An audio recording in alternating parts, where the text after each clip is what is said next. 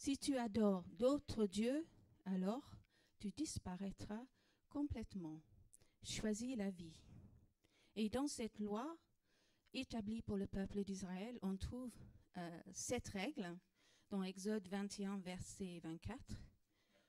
Œil pour œil, dent pour dent, main pour main, pied pour, brûlure pour, blessure pour, coup pour. Oui, c'est une application vraiment élémentaire, basique de la justice. Alors, contrairement à nous, il n'y a pas en Dieu de conflit ou de contradiction entre sa justice et son amour, puisque les lois de Dieu viennent tous de son amour. C'est parfaitement exprimé dans les 10 commandements. Par exemple, tu ne tueras pas. Si tu aimes quelqu'un, tu ne vas pas le tuer. Si j'aime mon prochain, je ne vais pas lui faire du mal. Donc les commandements de Dieu viennent tous de son amour. Alors, Dieu juge celui que la Bible appelle le méchant. On trouve ça par exemple dans Psaume 145, verset 20, où il dit « Le Seigneur garde tous ceux qu'il aime. Il détruit tous les méchants. » Donc le méchant ici, c'est celui qui n'aime ni Dieu, ni son prochain, et qui choisit de faire le mal, parce que c'est un choix, choisit la vie. J'ai oublié d'amener avec moi ma pomme. J'avais une pomme. Sauf que c'est une très belle pomme, sauf que quand on le retourne, il y a une partie de cette pomme qui est en train de pourrir. Et si je laisse la pomme comme ça, la pomme entière va pourrir. Mais si j'ôte la partie pourrie, il y a une rédemption possible de cette pomme, parce que je pourrais enlever la partie qui est en train de pourrir et avec le reste de la pomme, je peux cuisiner avec. Et ainsi, la pomme, elle va quand même servir au but pour lequel elle a été créée. Donc Dieu ôte la méchanceté de sa création en jugeant l'injustice. Donc, pour illustrer ce thème de l'injustice, de la justice de Dieu, on va lire cet après-midi, c'est le diapo 2, un thriller juridique. Je ne sais pas si vous aimez les thrillers juridiques. Je ne sais pas si vous regardez des films ou si vous lisez des romans. Donc, ces thrillers juridiques sont devenus très populaires de nos jours. Il y a beaucoup de films qui mettent en scène un accusé placé devant le juge et de part et d'autre, vous avez l'accusation qui tente de démontrer la culpabilité de l'accusé. Vous avez de l'autre côté les avocats de la défense qui veulent prouver l'innocence de la personne accusée. Et ils vont présenter des pièces à conviction, appeler des témoins. Et le déroulement du procès est suivi par les membres du public assis dans la galerie. Et tout se déroule dans une grande tension psychologique jusqu'à ce qu'il y ait un jugement, verdict rendu. Et c'est exactement ce type de scène qu'on va regarder cet après-midi, parce que son auteur, l'apôtre Jean, prend vraiment la peine de décrire avec exactitude cette scène. On trouve la personne accusée, le public, les paroles prononcées, et sans doute parce que lui, il a assisté à cette scène. Et c'est un véritable drame dont les conséquences pourraient être très graves et violentes, puisque la peine encourue est la peine capitale. Donc on trouve notre thriller juridique dans Jean 8, versets 1 à 5, et c'est la diapo 3. Jésus se rendit au mont des Oliviers. Il y va pour prier. Mais dès le matin, il retourna au temple et tout le peuple vint à lui. S'étant assis, il les instruisait. Alors les scribes et les pharisiens amènent une femme surprise en adultère, la placent au milieu et lui disent « Maître, cette femme a été surprise en flagrant délit d'adultère. Moïse, dans la loi, nous a ordonné de lapider de telles femmes. Toi, donc, que dit tout. Donc celui qui est appelé à jouer le rôle de juge, c'est Jésus. Il n'a pas choisi ce rôle, mais ce sont les scribes et les pharisiens qui le mettent un peu devant le fait accompli. Et vous voyez avec quelle précision la scène est décrite. C'est comme si l'apôtre Jean nous donnait des véritables indications scéniques. D'abord, on a le lieu, le temple de Jérusalem. Sans doute, c'est la cour intérieure, là où les rabbins pouvaient s'asseoir pour enseigner, pas dans le Saint des Saints. Et pour le peuple juif, c'est donc un lieu saint, où on s'approche de Dieu dans la sainteté. Ensuite, on a le temps. En fait, c'est le lendemain d'une grande fête religieuse et c'est dès l'aube. Voilà. Tout le monde est là. C'est une ambiance de piété, c'est une ambiance de zèle. Les gens qui sont là sont venus parce qu'ils veulent plaire à Dieu. On a le déroulement de l'action. D'abord, c'est plutôt tranquille. Jésus est assis pour enseigner, comme ça se faisait à l'époque. Et on peut imaginer le bruit de fond, les gens qui rentrent et sortent du temple. Peut-être on entend le sang des animaux, parce que les gens amènent des animaux pour être sacrifiés. Mais autour de Jésus, il y a une certaine silence. Parce que les gens sont là, certains assis au pied du maître, et tous entendent l'oreille pour entendre la voix brillante du maître. Et puis, il y a une bousculade dans la foule, des voix masculins remplis de colère, les scribes et les pharisiens, qui sont facilement reconnaissables par leurs vêtements. Ils exigent un passage pour amener cette femme adultère devant Jésus. C'est donc elle l'accusée. Et au diapo 4, simplement parce que je l'ai relevé, voilà, il est dit que ces chefs religieux vont la placer au milieu. Elle est vraiment mise dans le banc des accusés en quelque sorte. Elle est forcée de se tenir debout devant tout le monde et tous les yeux se braquent sur elle. C'est la honte, c'est l'humiliation publique. Elle est au milieu devant tout le monde. Ce détail est important pour Jean parce qu'il va le répéter au verset 10 un peu plus loin. Et pendant presque toute la scène, cette femme, elle est là, paralysée, on peut l'imaginer, facilement la tête baissée, complètement humiliée, regardant le sol, et elle n'ose pas regarder le rabbin dans les yeux, et elle tremble de peur, parce qu'elle entend les scribes et les pharisiens lancer la peine demandée, c'est en quelque sorte, c'est la lapidation. Diapo 5. Voilà. Moïse, dans la loi, nous a ordonné de lapider de telles femmes. Toi donc, que dis-tu? Donc, ces scribes, ces pharisiens, c'est les spécialistes de la loi quand même. C'est les enseignants, des avocats, des experts en éthique, tout ça en même temps. Et la plupart de ces scribes et pharisiens, enfin, les scribes appartenaient à la secte des pharisiens. C'est le plus grand groupe de scribes.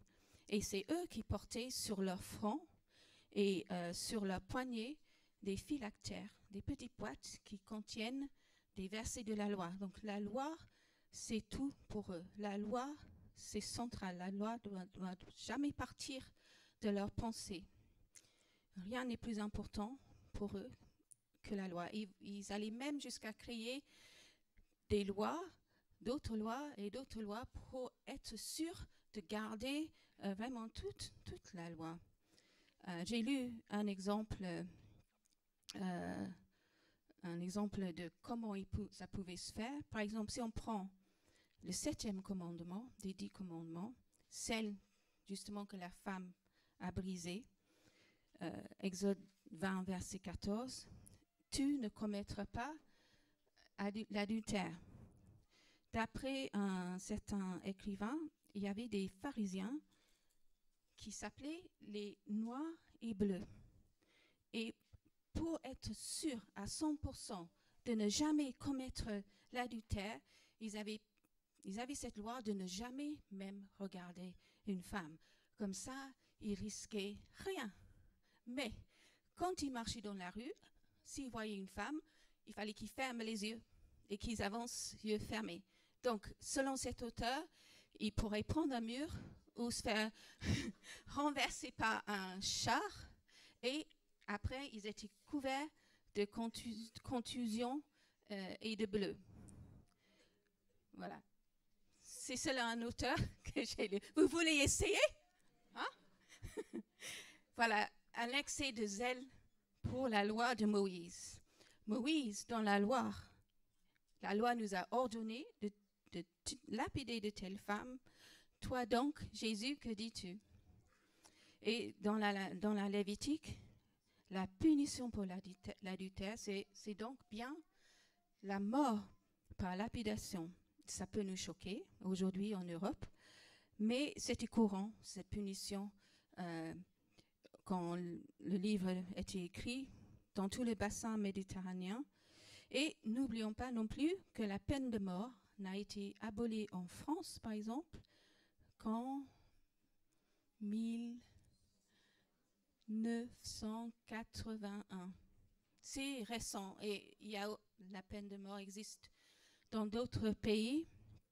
Et la lapidation est encore une méthode d'exécution qu'on trouve encore aujourd'hui.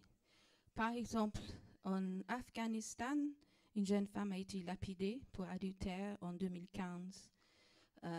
Pareil au Yémen, en 2016, une femme lapidée à mort pour adultère.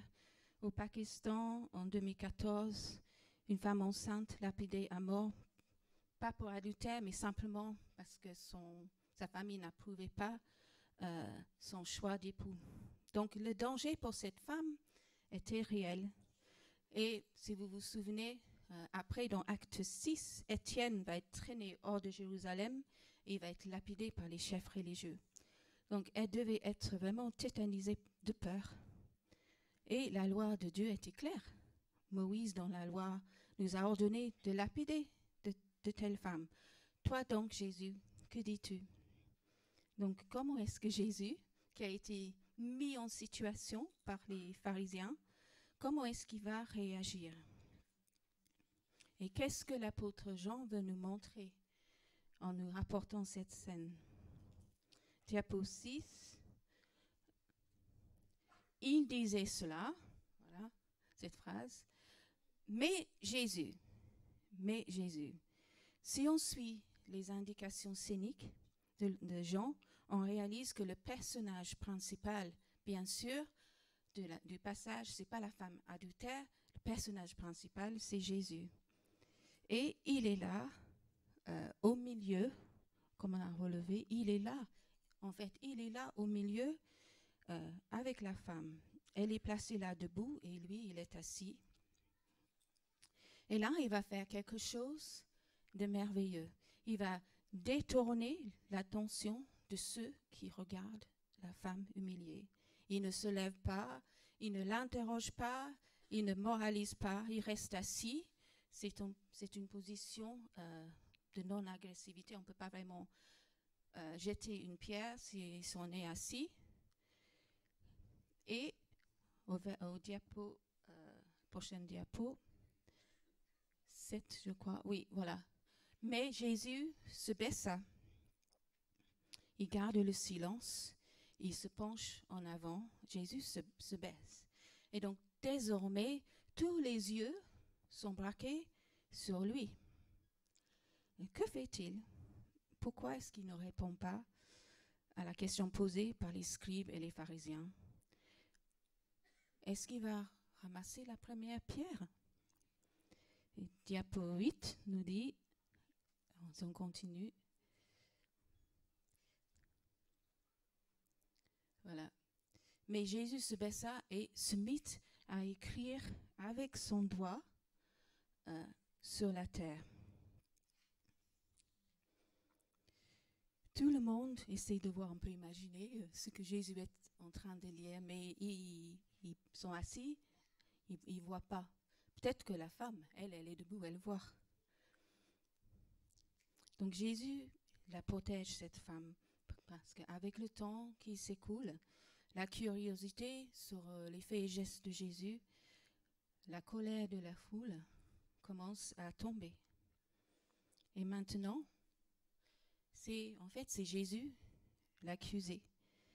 On l'a déjà lu, mais on va mettre diapo 9, parce que je l'ai relevé.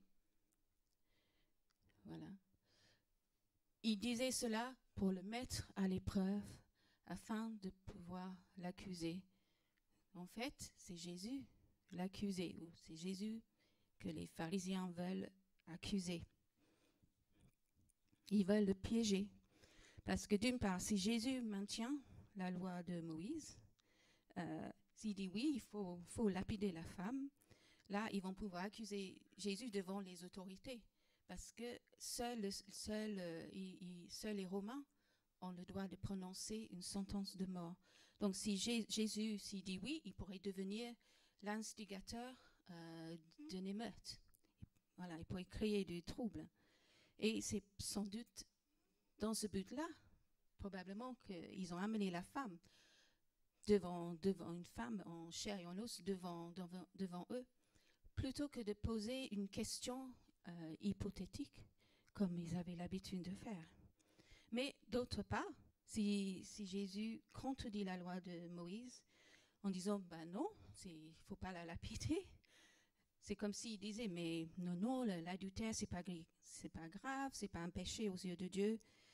Là, il pourrait accuser Jésus devant le Sanhédrin et dire voilà, c'est quelqu'un d'injuste. Il est contre la loi de Moïse. Donc, il croit tenir Jésus. Il pense que Jésus va tomber dans leur piège.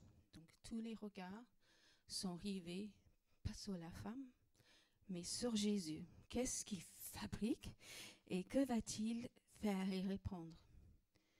Diapo 10. On continue la lecture. Voilà. Comme il continuait à l'interroger, il se redressa et leur dit que celui de vous qui est sans péché lui jette le premier une pierre. De nouveau, il se baissa et se mit à écrire sur la terre.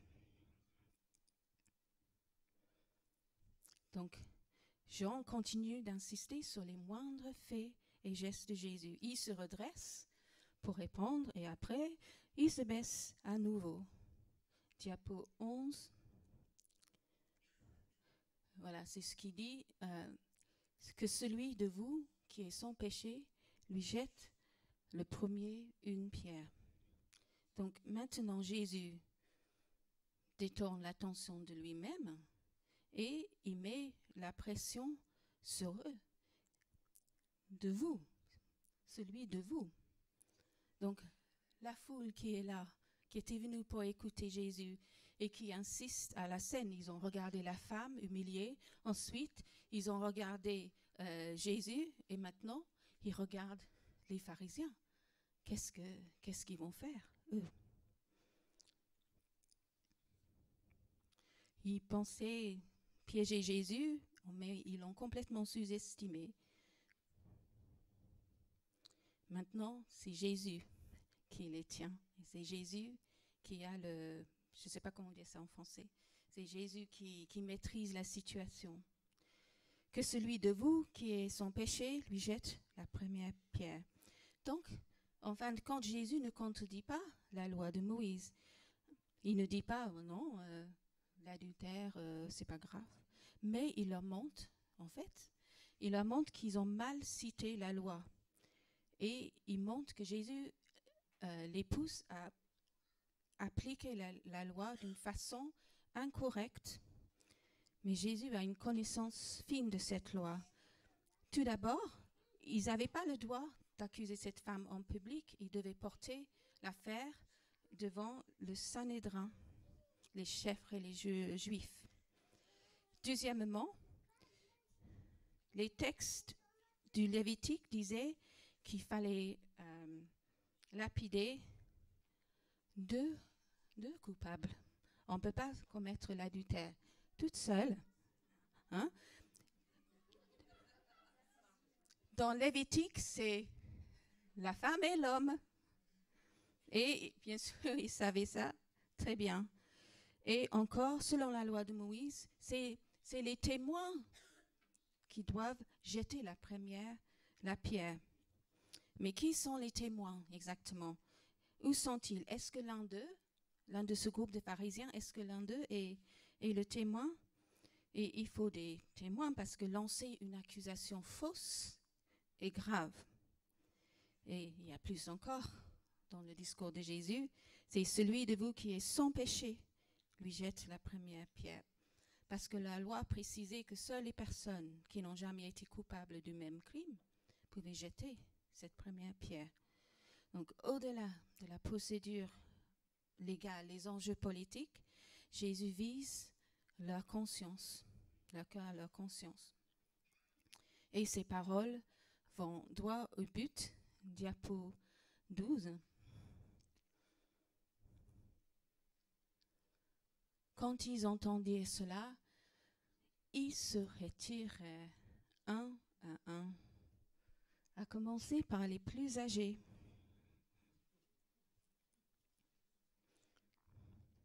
Et à ce moment-là, on pouvait entendre une mouche, voler une mouche. Ils s'éclipsent un à un. Et c'est ceux qui ont la plus de maturité en termes de pratique de la voix et de moralité personnelle qui partent en premier. Les plus jeunes, les plus têtes brûlées peut-être, finissent par les suivre. Parce qu'ils savent que personne n'est sans péché. Ils connaissent l'Écriture. Par exemple, Ésaïe 53, verset 6. « Nous étions tous errants comme du petit bétail.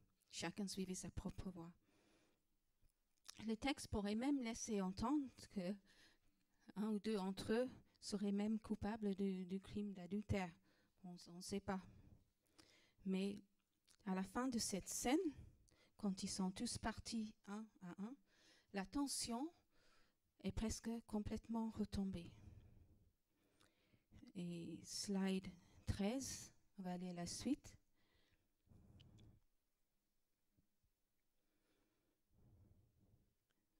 Et il resta seul avec la femme qui était là au milieu. Il reste seul avec la femme qui était là au milieu. Ils sont tous les deux au milieu. Jean focalise notre attention sur eux, au point qu'on oublie les auditeurs de Jésus qui sont probablement toujours présents. Certains pensent que vraiment tout le monde est parti, mais moi je pense que les gens qui étaient là assis pour écouter le maître peuvent encore être là. Et ces derniers, s'ils étaient encore là, devaient avoir été subjugués par la façon dont Jésus l'a remporté sur les chefs religieux. Et ils attendent la suite. Quelle conclusion Jésus va-t-il donner à cet événement? Slide 14. Alors, Jésus se redressa et lui dit, « Eh bien, femme, où sont-ils passés?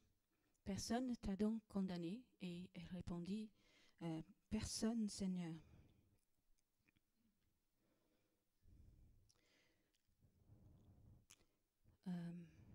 Là, Jésus manifeste à nouveau sa compassion pour elle. Il ne l'interroge pas sur son péché, il n'y a pas d'entretien personnel là, mais il lui demande où sont passés tes accusateurs. En fait, elle est comme ça, il l'oblige à lever la tête, à regarder autour d'elle, à regarder lui, Jésus en face, à revenir à la vie en fait. Plus de scribes, il n'y a plus de pharisiens, plus d'accusateurs, que des gens du peuple, je pense, des gens ordinaires comme elle. Elle peut respirer, elle peut enfin retrouver sa voix et des personnes, Seigneur. Il faut comprendre dans ce Seigneur-là le titre courant de l'époque, personne, monsieur.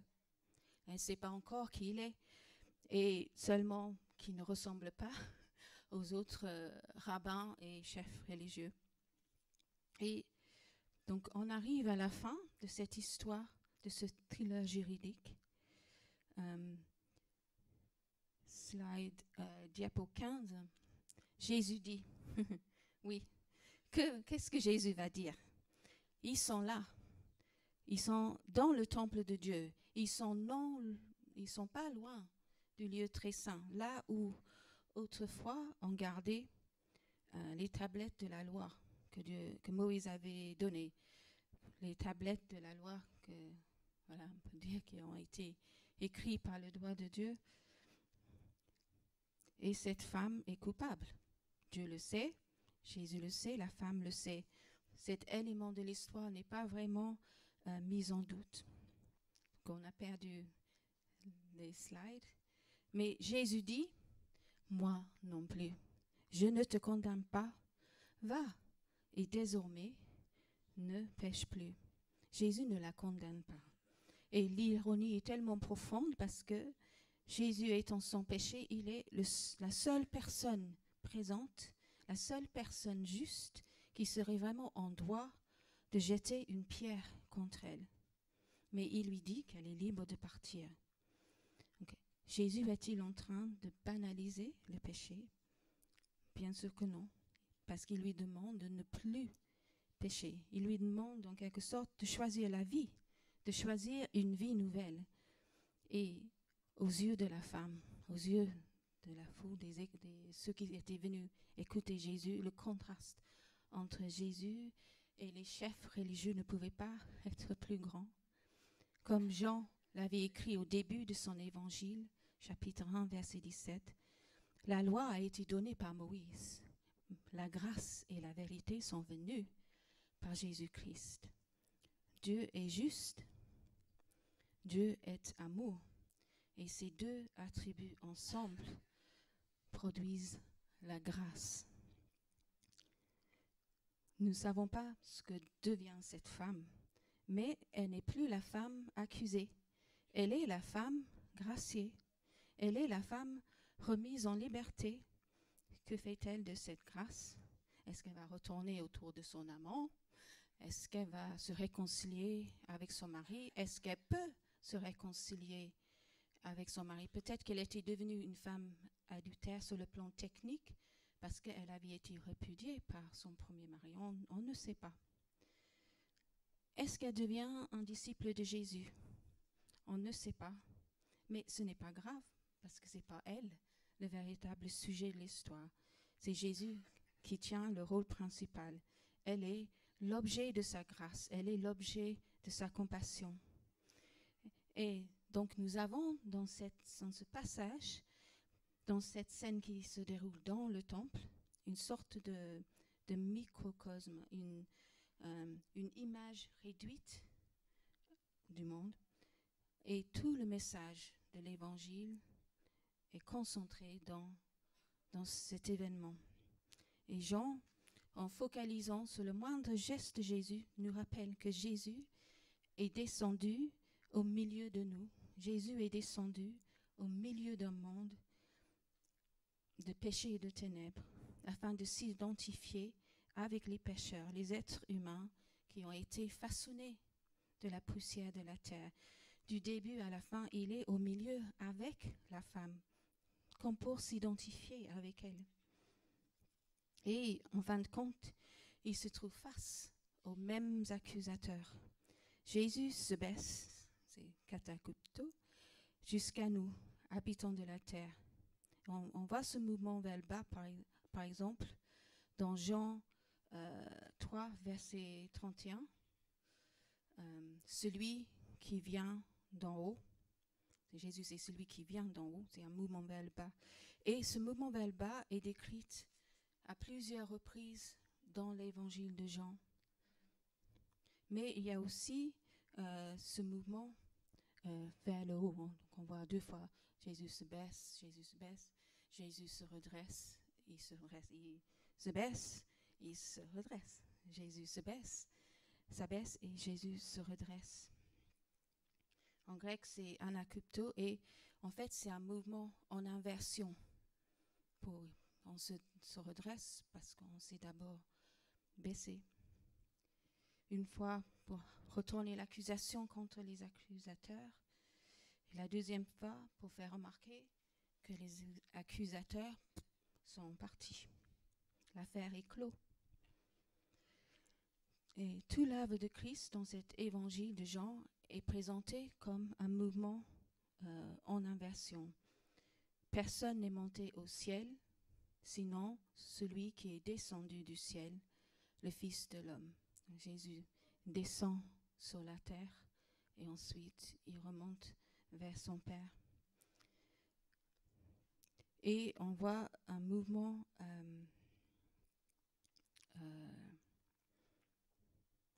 dans Jean, verset 13. Personne n'est monté au ciel, sinon celui qui est descendu du ciel. C'est une référence à l'ascension de Jésus. Mais dans Jean 12, versets 32 et 33, « Et moi, quand j'aurai été élevé de la terre, j'attirerai tous les hommes à moi. » Il disait cela pour signifier de quelle mort il allait mourir. Là, c'est un verset qui parle de la crucifixion, parce que Jésus a été physiquement élevé sur la croix. Donc, la femme, elle risquait d'être traînée hors des portes de la ville pour être lapidée. Et ce danger qui planait sur elle nous parle du danger qui planait constamment sur la tête de Jésus, de la part de ses chefs religieux. Ils font tout pour le piéger, pour l'accuser. Et au verset 59 de ce même chapitre, on lit ceci. Là-dessus, ils prirent des pierres pour les lui jeter. Mais Jésus se cacha et sortit du temple. Donc, il a failli y avoir quelqu'un de lapidé et c'est Jésus qui a échappé à être lapidé.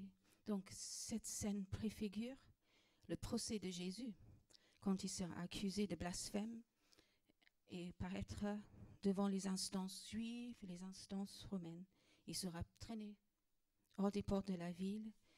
Dans un lieu appelé Golgotha, il sera non pas lapidé, mais crucifié, une mort honteuse.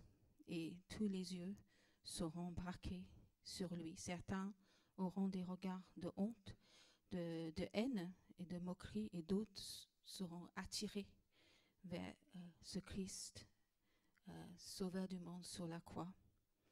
Et en mourant sur cette croix, il détourne la colère de Dieu, de l'humanité, pour la faire retomber sur lui-même.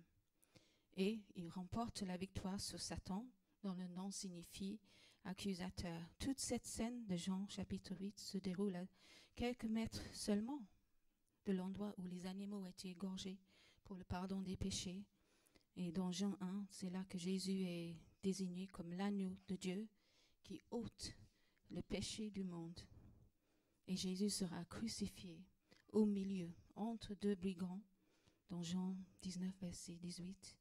Et après la résurrection, quand il vient se montrer à ses disciples, là encore, il vient au milieu d'eux, parce qu'il est le premier-né parmi beaucoup de frères.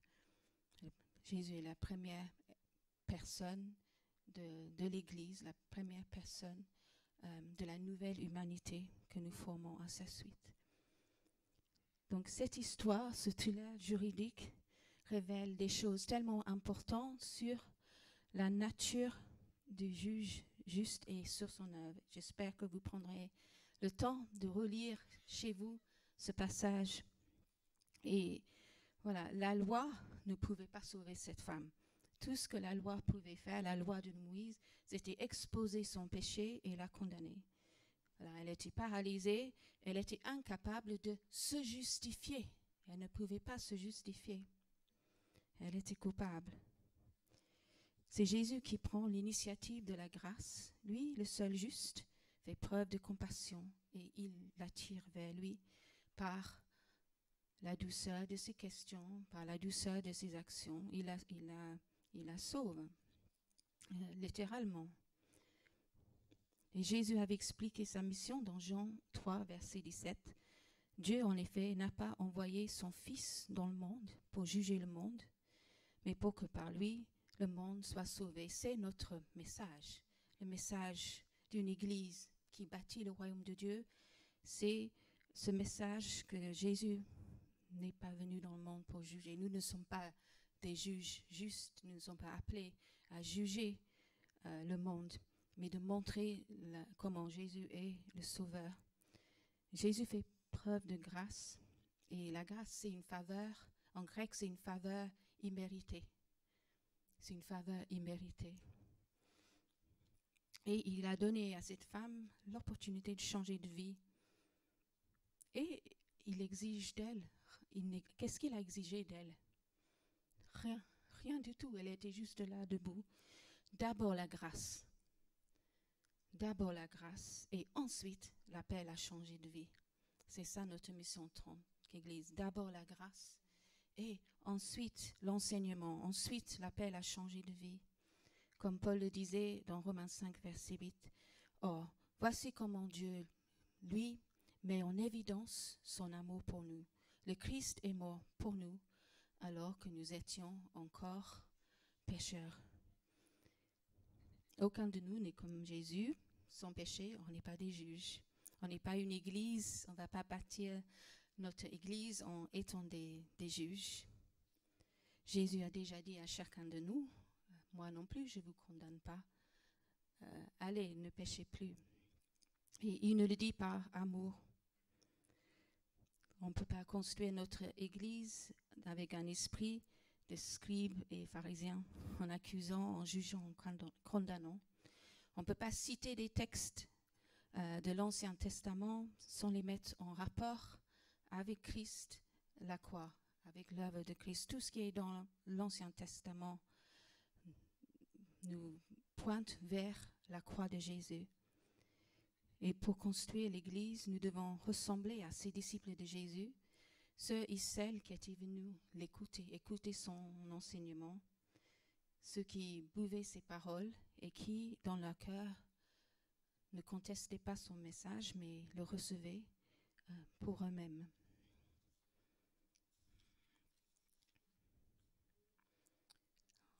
On pourrait prendre ce thème de la justice de différentes manières. On pourrait aller dans l'Épître des Romains, parler de la justification par la foi, mais Jésus est tellement un exemple concret de comment ça fonctionne, la grâce. Et c'est un modèle pour nous, et nous sommes à sa suite, et c'est lui qui construit l'Église. On va prier ensemble.